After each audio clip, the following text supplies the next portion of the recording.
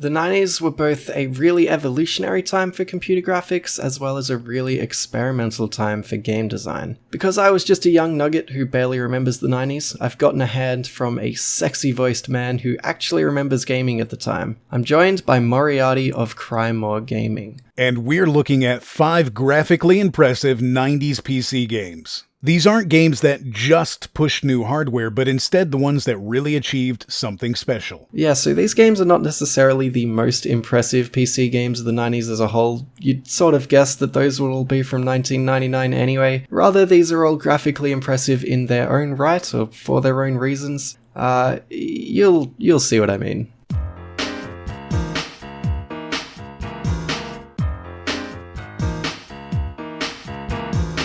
The first entry on our list is not impressive because of any technical achievements in computing, but rather its impressive visuals come from the very nature of its development. The Neverhood from 1996 was developed from the ground up as a claymation game, and the results of this are stunning. There's such a timeless edge to these visuals, every corner of every background is given such character, and the animation is just so lovable. You could say that this game has a certain handmade quality to it. I guess we shouldn't be surprised that such a unique-looking game would come from Steven Spielberg and DreamWorks Interactive.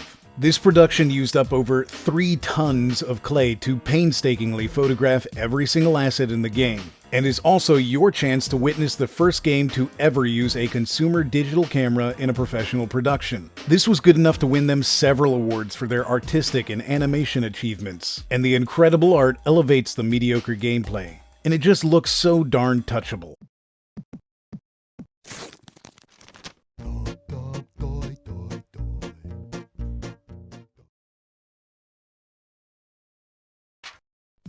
"1999's Outcast showcases complex graphics tech which combines a raycasting engine to render the height-mapped landscape with a more traditional polygonal engine for characters and assets. At the time, this game was a pioneer for 3D open-world games, and its influence can still be seen today as it features a massive interactive open world which predates Grand Theft Auto 3 by a couple of years. As you can see, it has a very unique look and style to it, and on top of the obviously unusual tech, there's a lot to be said about some of the more subtle tricks and effects in use here. This game actually has depth of field effects. It has reflective, rippling, and translucent water, has bloom and lens flare effects, has decent shadows on every character, and of course, there's some fantastic particle effects for the fire and combat. It's all way ahead of its time, and because it didn't rely on 3D hardware acceleration, the only CPU that could run this at full graphics was Intel's Pentium 3, which was the most powerful CPU on the market at the time. As far as how this plays, I'm actually really intrigued. It seems to do some interesting things with world building and AI, so I'm gonna check out Outcast Second Contact sometime, which was last year's remake.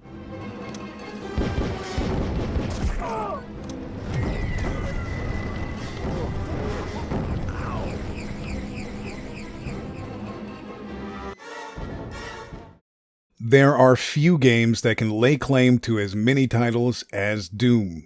The engine for this game is still studied in game development schools today, and it revolutionized the entire gaming industry at the time. While it looks dated 25 years later, Doom was considered to be the most realistic graphics ever seen. Additionally, Doom was gory and bloody on a level that was unheard of, with enemy designs that were meant to convince you that hope was a mistake. The monsters were lovingly crafted in clay, scanned digitally, and imported into the game, giving it an incredible level of detail. Developed by id Software in 1993, the engine itself was open source to allow for a brand new thing called modding. It had this newfangled competitive versus mode that id called Deathmatch, and it was the first game to introduce different elevations, so that monsters could be higher or lower than you. While not a true 3D game, it just looked like there was higher and lower elevations. The fact is that this is the most influential title of all time. Before these games were called first-person shooters, they were called Doom clones.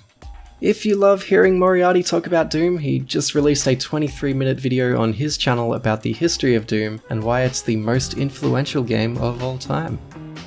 The PC wasn't really known for races in the 90s, with most of the popular ones being on consoles, but Screamer helped prove that they were at least possible. In the vein of arcade classics like Daytona and Ridge Racer, the fact that Screamer looks and runs this good for a 1995 DOS game is incredible. Developed by Graffiti and published by Virgin, this game features fully texture-mapped polygonal cars and tracks that are all software rendered without using 3D hardware, so it actually required a Pentium processor to run it at full speed. Screamer does show its age with its pop-in and texture shimmering, but when you're actually considering how old this is and how quickly everything is displayed, it's absolutely forgivable, and in terms of visual design, I find this really endearing. I love how every segment of every track has its own unique flavour, and the vibrant colours give it a timeless retro quality.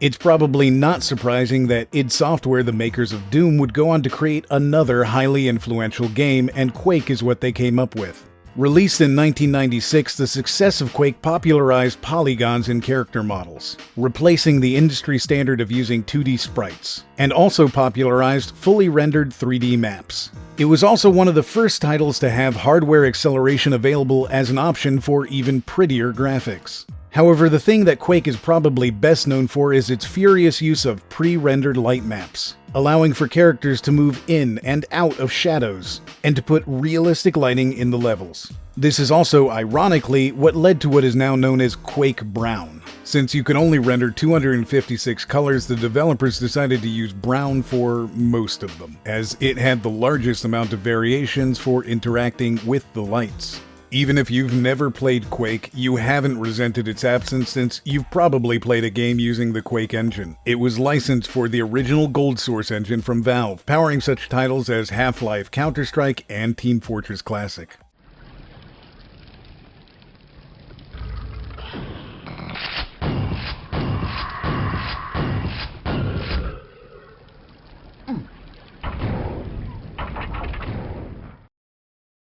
And with that, we have 5 graphically impressive 90s PC games. Let me know in the comments what games we missed. Thanks for inviting me along. I love being a road warrior on this game's journey with you. If you like listening to me and want to hear more, I do game critiques on indie, AAA, and VR titles every Monday, Wednesday, and Friday on Crymore. I hope you enjoyed the video. You should check out the link to Crymore in the description if you want to hear more of that movie trailer voice. And if you missed last week's video, I have a Twitter now, so please follow me there for all the healthiest memes. As always, thanks for watching, and have a good one.